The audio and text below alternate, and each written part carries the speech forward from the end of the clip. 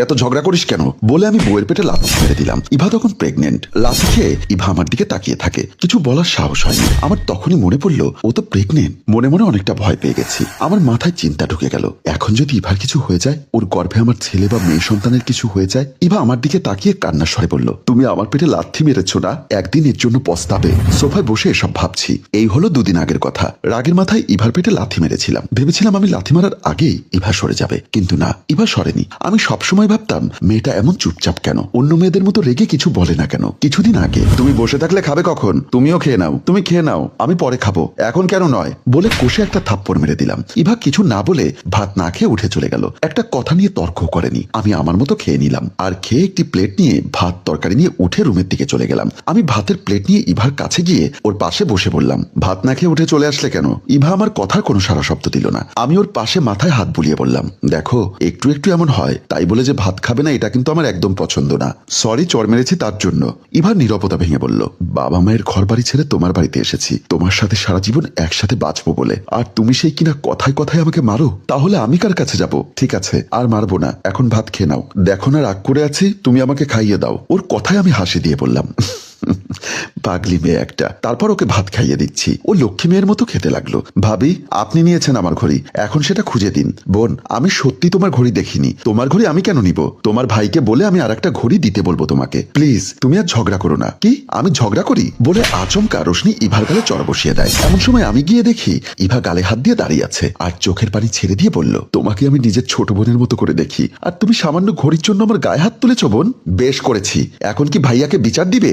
দাও, ভাইয়া তো তোমার সামনে। ইভা আমার মুখের পানে চেয়ে আছে, আমি কি বলি তা দেখার জন্য। আমি প্রতিবাদ করিনি বলে ইভা কিছু না বলে চলে আসে। রোশনি মুখ ভেঙচি দিয়ে চলে যায়। ইভা বেলকনিতে দাঁড়িয়ে দাঁড়িয়ে কাঁদছে। আমি পাশে গিয়ে বললাম, ভাবছো কেন প্রতিবাদ করিনি? দেখো ইভা, আমি বিয়ের আগে সংসারে মাসে টাকা দিতাম 25,000, আর এখন বিয়ের পর সংসারে টাকা দিই 10,000। এই নিয়ে আব্বু আম্মুর সাথে ঝগড়া হয়েছিল আমার। আমি সংসারে টাকা দিই না, সব টাকা আমি আমার বউয়ের পিছনে খরচ করে ফেলি। বাবা মাকে আমি এটা বোঝাতে পারিনি বিয়ের পর একটা ছেলে সংসারে টাকা দিবে কিভাবে।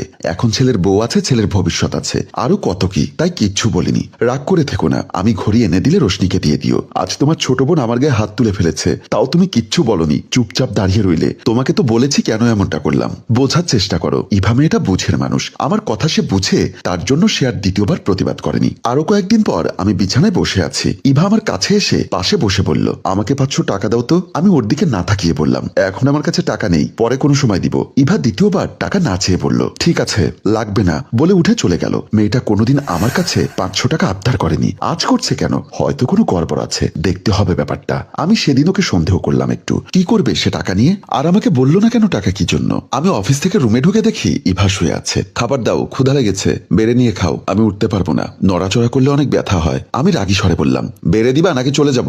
আচ্ছা উঠছি, তুমি ফ্রেশ হয়ে নাও বলে সে উঠে চলে যায়। খাওয়া শেষ করে দুজনে ঘুমিয়ে যাই। মধ্যরাতে ব্যথায় ইভার ঘুম ভেঙে যায়। ইভা আমাকে ডেকে বলল, ওই ওঠো না, পাশের রুম থেকে একটা ব্যথার ওষুধ নিয়ে এসো। আমি বিরক্ত হয়ে বললাম, তুমি আনতে পারো না, আমাকে ডাকছো কেন?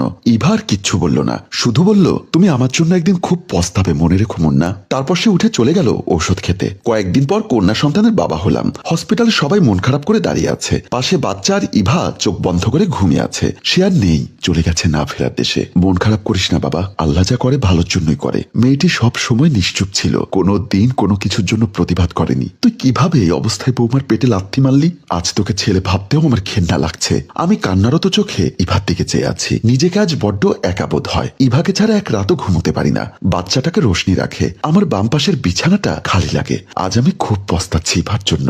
বলেছিল আমি খুব পস্তাবো, ওর কথাটাই রয়ে গেল। মধ্যরাতে আমার ঘুম ভেঙে যায়। নিজেকে অনেক অসহায় মনে হয়। ইভাকে আমি ফিরে পেতে চাই, আমি জানি চাইলেও আর ফিরে পাবো না। সে আজ আমার কাছ থেকে অনেক অনেক দূরে চলে গেছে। ভাবতে ভাবতে কান্না করছি সোফায় বসে। এমন সময় বাবা মা আসে আমার কাছে। আমি তাদের দেখে চোখ মুখ মুছে দাঁড়িয়ে যাই। মা বলল, বাবা আর কান্না করে কি হবে, তুই আর একটা বিয়ে করে নে। হ্যাঁ মুন্না, তোর মা ঠিক বলেছে, আমাদের নাতনিটার দেখাশোনা করার জন্য হলেও একজন দরকার, যে ওর মায়ের মতো দেখাশোনা করবে। বাবা মা, ও যদি তোমরা যা বলছো সেরকম না হয়, সে যদি আমার ছোট্ট বাচ্চাটাকে পর করে দেখে, আমি পারবো না এই ভাষাতে বেইমানি করতে। আমি আর বিয়ে করবো না জীবনে। আমি আমার মেয়েটাকে আমার মতো করে গড়ে তুলবো। মা ছাড়া মেয়েটির সুন্দর ভবিষ্যৎ করব। এখন থেকে আমার শপথ শুধু সেটাই। তোমাদের কথা রাখতে পারছি না বলে আমাকে মাফ করে দিও বলে আমি সেখান থেকে চলে গেলাম। রোশনির রুমে গিয়ে গিয়ে দেখি রোশনি আমার বাচ্চাটাকে কোলে নিয়ে খেলছে। সে নিজে নিজে আমার মেয়ের সাথে কথা বলছে জানি না মা, তোমার মা আমাকে ক্ষমা করেছেন কিনা। বিনা কারণে কতবার ঝগড়া করেছি। আমি তোমাকে অনেক বড় করব মামনি। আমার রোশনিকে সব বলতে দেখে চোখ দিয়ে পানি ঝরে। ভালো থেকো ইভা, আর পারলে আমাকে ক্ষমা করে দিও। বুঝিনি তুমি থাকতে তোমার মূল্য। আর এখানে হারিয়ে বোঝার কান্না দেখিয়ে আমাদের গল্প শেষ হয়। সম্মানিত ভিউয়ার্স, গুণীজনেরা বলে থাকতে মূল্য দিও, হারিয়ে গেলে আর পাবে না। তাই সময় থাকতে মানুষকে মূল্যায়ন করতে শিখুন। পরিবারকে নিজের মতো করে আগলে রাখুন। ভালো থাকুক সকল পরিবার। গল্পটির ভাবনায় হাশেম রাজু, পরিচালনায় HM কানন ও চিত্রগ্রহণ ইপ্তি হোসেন। গল্পটি ভালো লাগলে লাইক, কমেন্ট ও শেয়ার করে অন্যকে দেখার সুযোগ করে দিন। ধন্যবাদ।